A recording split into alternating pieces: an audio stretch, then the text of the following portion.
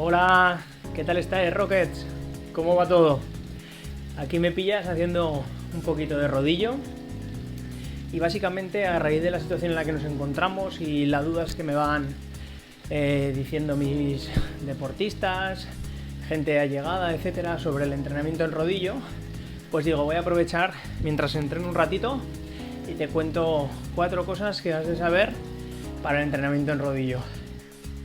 Es muy probable que los ciclistas sean de los pocos deportistas o de los únicos que pueden continuar haciendo su ejercicio de manera indoor si disponen de un rodillo o prácticamente el mismo deporte, ¿vale? Date cuenta que otros deportistas no van a contar con tener un caballo en casa, una piscina, un enorme gimnasio, una instalación deportiva. Así que creo que si tienes un rodillo y eres practicante de ciclismo triatlón, pues bueno, eso que te llevas por delante, que vas a poder hacer en tu casa uno de los 3 deportes, ¿vale? Uno de los beneficios que nos aporta el rodillo es la eficiencia de tiempo. Piensa que cuando voy a montar en bicicleta tengo que cambiarme, ir a buscar la bicicleta al trastero, en la habitación donde la tengas, hinchar las ruedas, hacer algún tipo de ajuste. Si es invierno tienes que ponerte ropa de invierno, esos maravillosos y rápidos de poner que son los cubrebotas, guantes, cubreorejas, etcétera, todo ese ritual que has de hacer antes de entrenar. Después tienes que iniciar tu ruta hasta que cojas la carretera, la pista o el camino más cercano donde vayas a entrenar. Y a partir de ahí, hacer tu sesión de entrenamiento. Pues todo eso en el rodillo se va a eliminar. Todo ese tiempo va a ser más efectivo. Yo simplemente me pongo un culote, me pongo mi pulsómetro, le das a iniciar el reloj y empiezas ya el entrenamiento. A diferencia de fuera, no tenemos curvas, no tenemos trazadas, sube y baja, donde dejemos de pedalear en ningún momento. Y por ello va a ser un entrenamiento de mucha más calidad, un entrenamiento mucho más comprimido, donde no va a haber descaraposición. Encima del rodillo va a ser muchísimo más estática. Solo vamos a mover las piernas, no vamos a hacer cambios de peso, oscilaciones que deberíamos de hacer en las curvas, en el caso de sufrir viento y todos los condicionantes que puedan aparecer en nuestras carreteras y pistas. Por ello, mecánicamente vamos a tener un desgaste algo mayor y todo el tiempo vamos a implicar la musculatura, la misma musculatura. Por eso muchas veces el rodillo genera mayor sobrecarga muscular o articular y la gente me suele dar el feedback de que hay ciertas estructuras que en el rodillo se le cargan y en la carretera o en los caminos no. Todo esto va a depender también en gran medida del rodillo que estemos utilizando.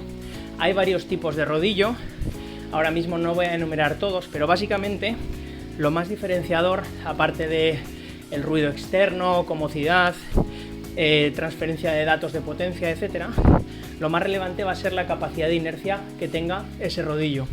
En mi caso, este rodillo que es viejo tiene muy poquita inercia y los rodillos que tienen poquita inercia generalmente se relacionan con mayor carga muscular en zona isquiotibial, etcétera. Al igual que los rodillos de equilibrio, que son los que más inercia generan, resulta ser más difícil alcanzar ciertos niveles de potencia, porque no permite más. Algunos ya tienen resistencias para jugar con ellos, pero el objetivo del vídeo no es liarte sobre los tipos de rodillo. Algo que es muy importante y que sí que tienes que tener en cuenta es que muchos ciclistas utilizan una bicicleta vieja, una bicicleta de spinning o la bicicleta de montaña. Y no es la bicicleta habitual donde ellos entrenan.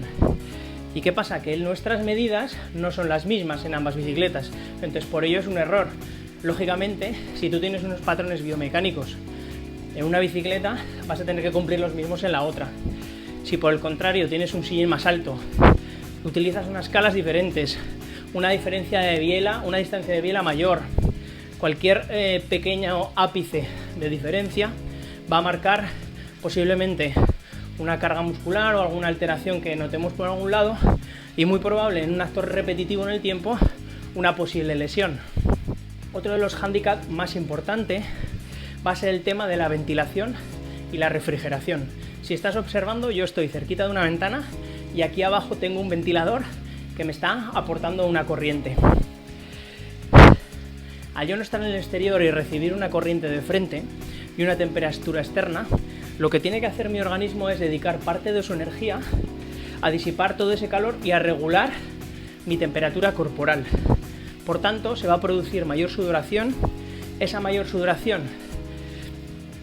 se va a transformar en una deshidratación, va a suponernos que tengamos que ingerir mayor cantidad de líquido, de agua, durante nuestros entrenamientos. Muy importante que tengas una habitación refrigerada y que tengas una corriente de aire que dé en todo tu cuerpo, no solo en una zona, lógicamente, pero que tu cuerpo sea capaz de refrigerarse, como si fuésemos un motor en el que la temperatura va subiendo y al final va a gripar. A mayor temperatura, mayor coste fisiológico. Va a haber mayor depleción de alguno de los sustratos energéticos que va a comenzar a aumentar. Para esto es que durante toda la hora bebas en torno a un bidón de 450 a 500 mililitros cada 45 minutos, una hora, que incluyas, depende del entrenamiento y la intensidad que conlleve el entrenamiento, una cantidad de sales, y a partir de la hora es cuando deberíamos de introducir, dependiendo de la intensidad del entrenamiento, geles, bebidas energéticas o incluso algún tipo de comida de ataque. Los beneficios que aportan a la hora de plasmar nuestro entrenamiento es que es más fácil controlar los datos. Yo puedo llevar la cadencia deseada, la potencia deseada y la frecuencia cardíaca. Pero todo esto, debido a estos factores que hemos enumerado antes, del coste mecánico y de la termorregulación, pueden verse alterados. Por ello, el feedback que me suelen dar mis deportistas es que no suelen alcanzar las pulsaciones deseadas, que tienen como dificultad para ascender la frecuencia cardíaca y dificultad para llegar a esas zonas de potencia. Estos días estamos hablando entre entrenadores, ciclistas, todo lo que se va viendo en redes sociales, publicaciones, y la gente con una buena refrigeración, una buena hidratación y una adaptación progresiva al entrenamiento está consiguiendo plasmar esas pulsaciones y esa potencia que debería de plasmarse fuera. Por ello, como todo, lo que necesitas es un periodo de adaptación. No puede ser que nunca hagas rodillo, que venga el confinamiento y te pegues haciendo rodillo el primer día 3 horas. Debido a todos los factores negativos que hemos hablado antes, es muy probable que fisiológicamente te cueste un esfuerzo tremendo, muscularmente también, y por ello estés reventado 3 o 4 días. Y vamos a añadirle uno de los factores más importantes, es el psicológico. Nuestra mente, en el momento de estar haciendo rodillo, tiene una percepción mayor del esfuerzo que está realizando.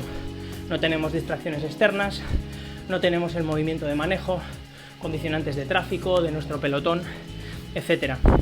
Y la percepción del esfuerzo suele ser más alta. A una misma intensidad en el exterior, percibo mayor intensidad encima de nuestro amigo el rodillo. Por ello, con este factor psicológico que queremos vencer, muchas de las personas se unen a plataformas de entrenamiento, como es Swift, como es Be-Cool, hay muchas otras, o como puede ser la interacción viendo series, escuchando música, y ahora lo tanto que estamos utilizando las videoconferencias en grupo, con gente de tu equipo, ver charlas, la gente está viendo las etapas más emblemáticas de Vuelta a España, etcétera, o sus pruebas deportivas favoritas. Así que, mi recomendación, lo primero de todo, habilita un lugar donde haya ventilación, donde te asegures un flujo de corriente para que tu cuerpo y tu termorregulación no se vea tan alterada.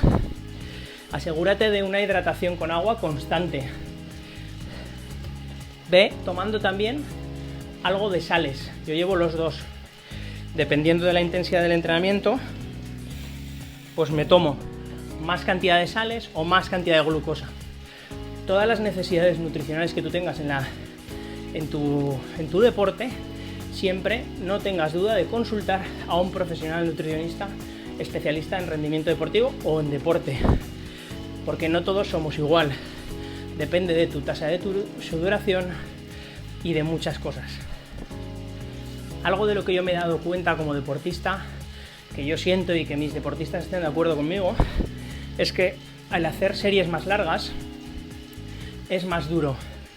Psicológicamente es muy exigente, al igual que físicamente, y por ello a la gente le cuesta mucho hacer entrenamientos de series largas, de zona de tempo y de zona de umbral, a diferencia de lo que nos costaría en el exterior.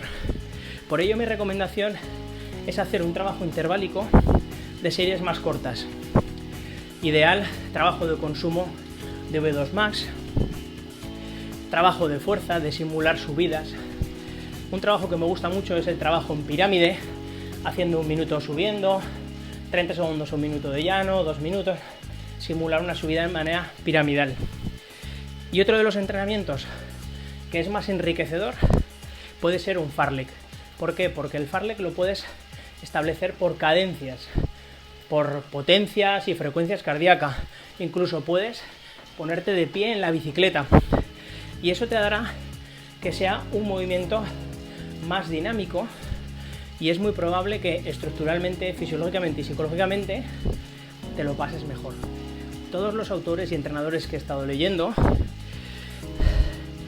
tienen una regla que no está escrita, que es como que 1 hora de entrenamiento en rodillo supone metabólicamente, fisiológicamente, mecánicamente, psicológicamente, como 1 hora y media o 2 en el exterior, dependiendo de la intensidad a la que realices el entrenamiento. Por ello, con una sesión de en torno a 10 minutos de calentamiento, una parte principal y una vuelta a la calma de duración de 1 hora, es tener una sesión ideal. Para el trabajo de base aeróbica, trabajo de fondo, trabajo extensivo, psicológicamente es muy duro estar aquí 3, 4, 5 y 6 horas. Hay ciclistas que lo están haciendo.